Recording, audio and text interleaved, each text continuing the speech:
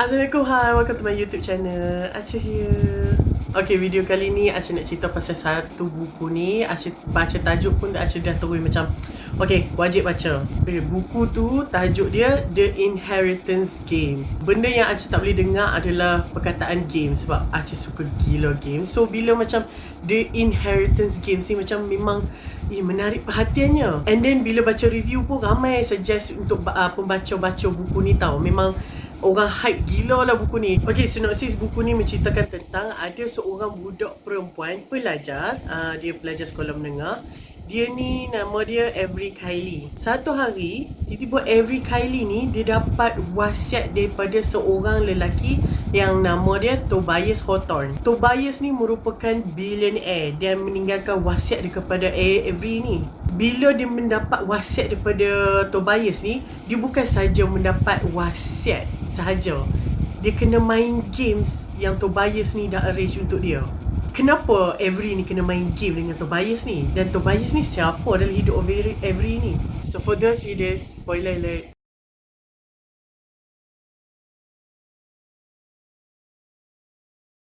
Kisah buku ni bermula di mana seorang karakter, seorang perempuan ni, dia pelajar sekolah menengah. Dan perempuan ni nama dia Avery Kylie. Avery Kylie ni dia ni seorang yang macam orang yang susah lah, orang hidup susah, orang miskin.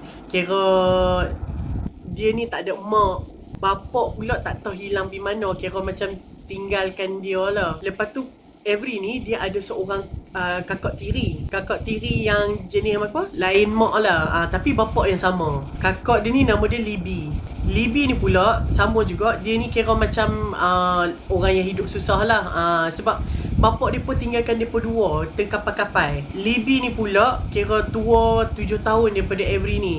So bila mak Avery mati, jadi macam orang yang untuk penjagaan Avery ni patutnya bapak si Avery ni.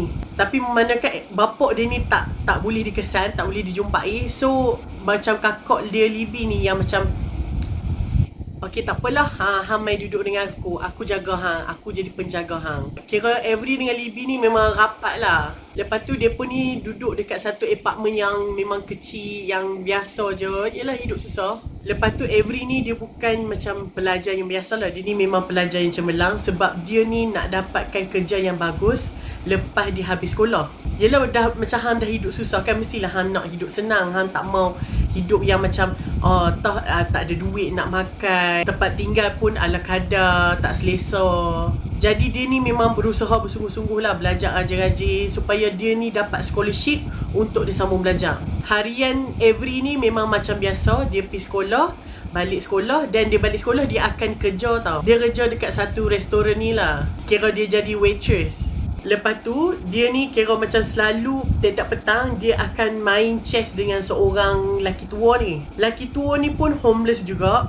Jadi dia pun ni memang tiap petang memang akan main chess sekali. Lepas tu kalau macam dia pun buat bet lah, Avery kata kalau aku menang, hang bagi aku belanja hang sandwich.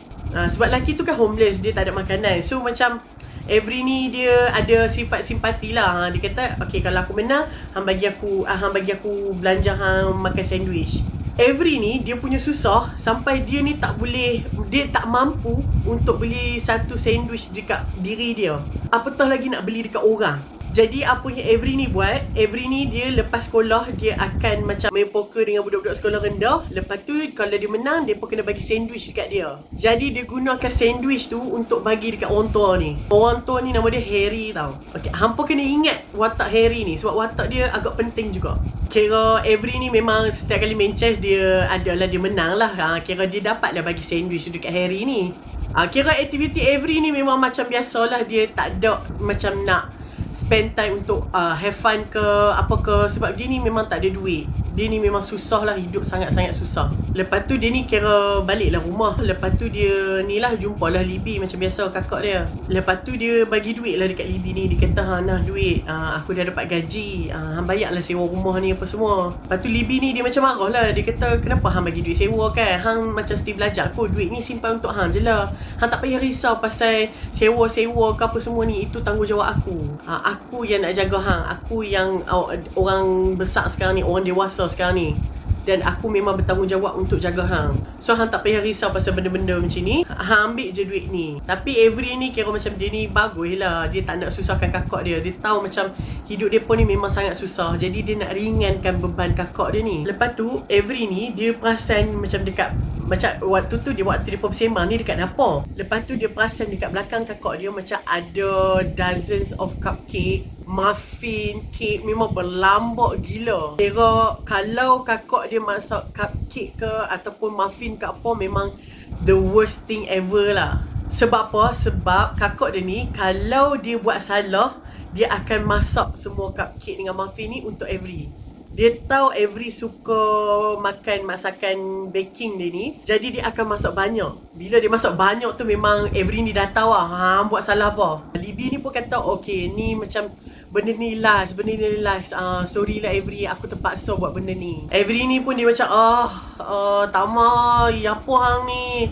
Dia memang macam kenapalah hang buat macam ni? Kau awak lah, hang ni bengong sangat. Kenapa Avery ni marah adalah sebab Libby ni dia ada boyfriend. Boyfriend dia ni nama Drake. Drake ni dia seorang yang abusive. Dia suka pukul si Libby ni. Memang dia pun ni ada toxic relationship lah. Lepas tu kira dia pun ni macam couple putih. Lepas tu nanti macam Libby ni tarik balik. Lepas tu macam senang je Drake ni macam dimaafkan. Asalkan Drake ni bagi kata-kata manis, settle. Libby ni mesti akan terima dia balik. Jadi Avery ni dia tak suka lah bila ada orang yang macam kaki pukul kakak dia. Lepas tu macam yang ambil kesempatan atas kakak dia. Dia meluat lah. Lepas kakak dia Libby ni bagi tahu macam tu, tiba-tiba Drake ni memang masuk dalam rumah.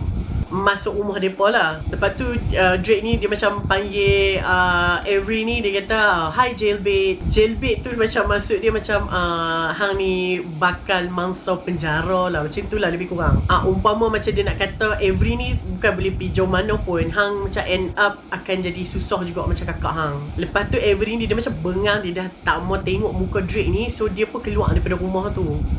Dia keluar daripada rumah tu, lepas tu dia tidur dekat dalam kereta dia. Kereta dia ni pun kereta yang lama dah usang, dah buruk dah. Kira dia sanggup tidur dalam kereta dia semata-mata dia tak mau hadap dah si boyfriend kakak dia Drake tu. Sambil-sambil tu dia buatlah homework dia apa semua. Kira macam dia spend malam tu tidur dalam kereta. Lepas tu keesokan hari dia tu, waktu dia pergi sekolah, kira macam Avery ni dia memang student yang cemerlang. Dia memang budak pandai sebab dia ni memang work hard gila-gila so that dia dapat perfect score. And then sebab dia nak dapatkan scholarship untuk dia masuk university. Kira dia nak ubah lah hidup dia dan kakak dia ni. Lepas tu Avery ni kira macam yang student yang low profile. Dia tak mau berkawan dengan orang. Dan orang pun macam tak cari pasal lah dengan dia. Orang tak ada lah macam bully dia ke apa ke.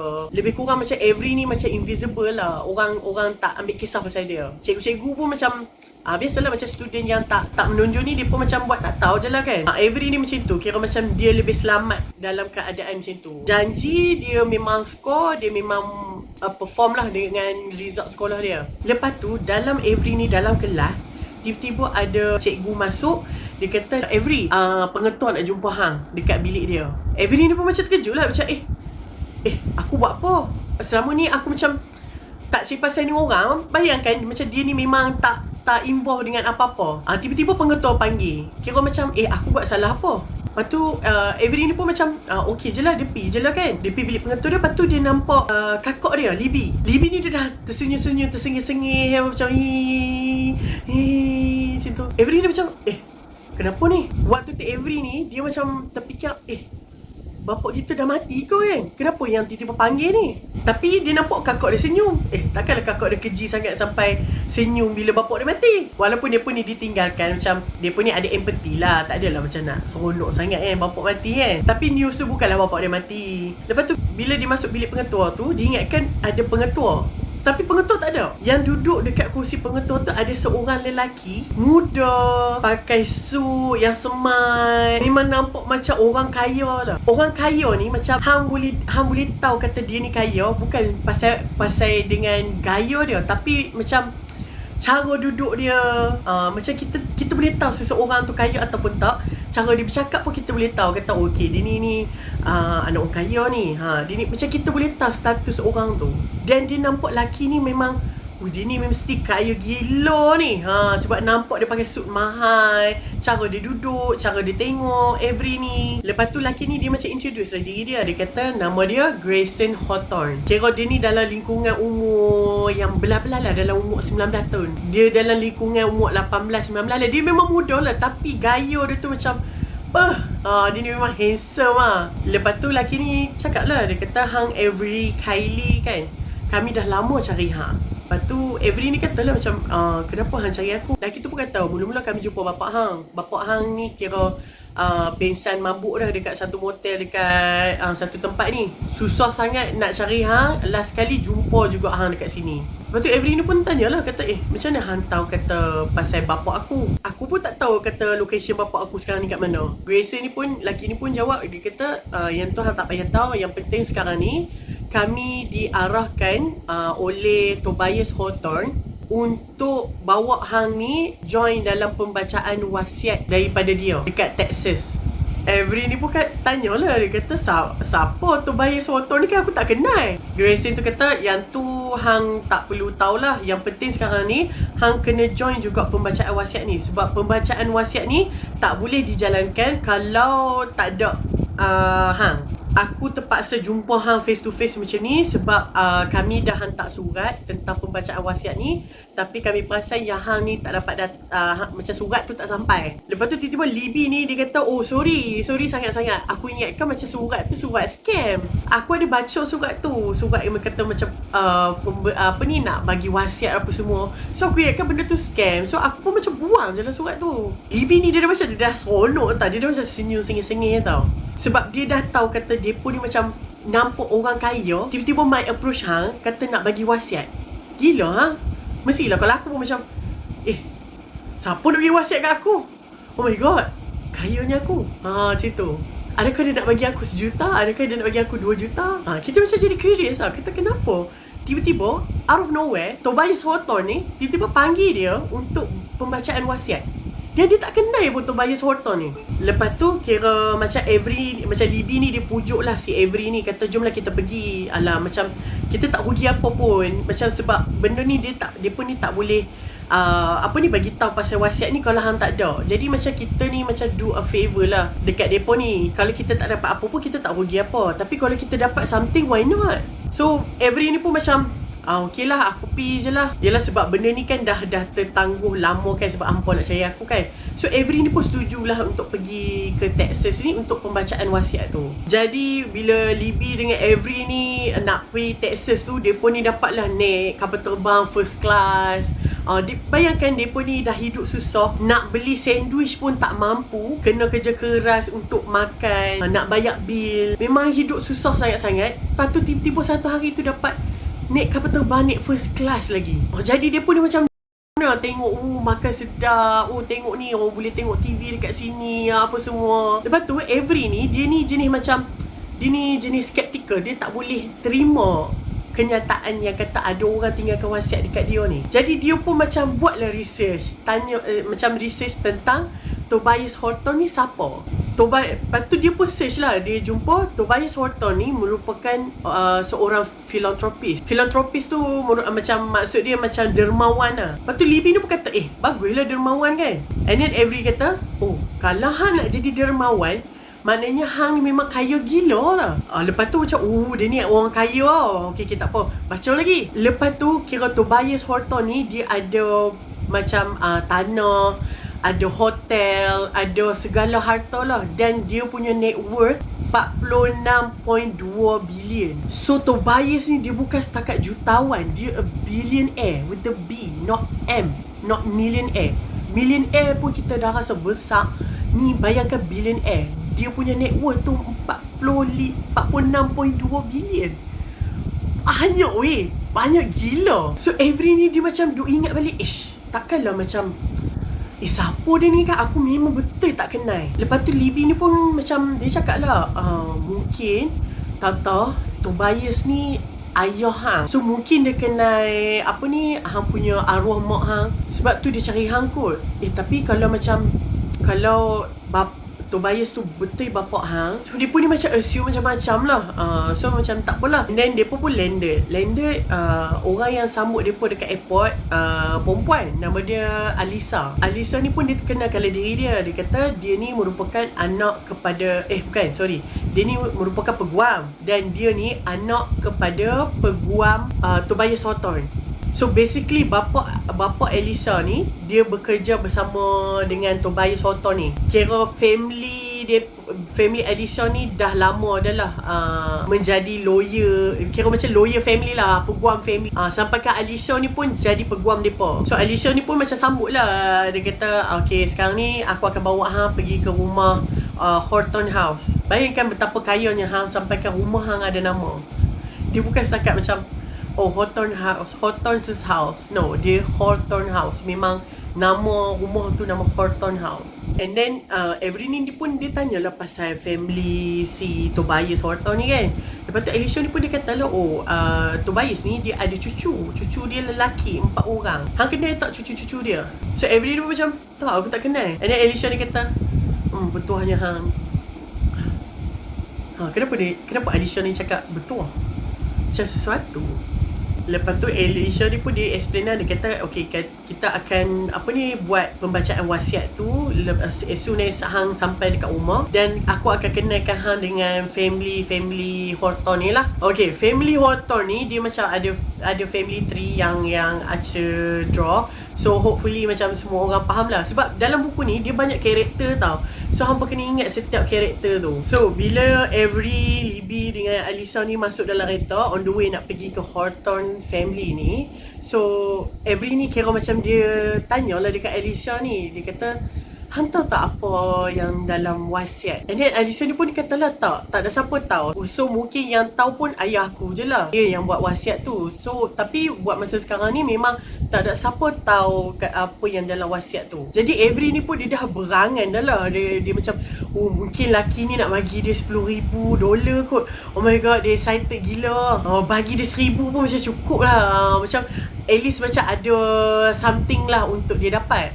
Tapi Avery ni dia pick up macam 10,000. 10,000 tu kira macam bagi dia dah besar dah lah. Sampai je Avery dekat rumah Hawthorne ni, rumah dia macam besar gila. Lebih kurang macam istana, tapi memang mega punya besar. Bayangkan dia pun ni orang yang billionaire, yang kaya gila, mega kaya, tahap dewa punya kaya. So rumah bukanlah calang-calang. And rumah ni pun macam bukan setakat 10 bilik, 20 bilik. Dia 30 bilik, 40 bilik kot. Macam besar, ada macam-macam. And then Asia ada macam terowong rahsia, laluan rahsia. Lepas tu setiap tahun Tobias ni dia akan renovate rumah dia, macam dia tambah lagi belah sini, dia tambah lagi belah sini. Lepas tu rumah dia ni bukan setakat ada bilik wayang, bilik games. Dia ada bilik bowling, apa saja, bilik bowling, bilik gym, bilik games. Library saja ada 5 ke 10 library saja. Segala mak nenek semua ada dalam tu. Lebih kurang macam pergi shopping mall ada semua. Tapi ni dekat rumah hang sendiri. Dan laman dia tu, dia punya besar dia tu sampai dia boleh nampak ada guest house 2-3 biji. Macam memang besar gila, memang mega punya kaya. Kira Avery dengan Libby ni bila masuk rumah tu kira macam wow lah. Memang amazed sangat-sangat. Memang sebab macam rumah tu sangat-sangat besar, dan dia pun ni duduk dekat rumah yang sangat-sangat kecil.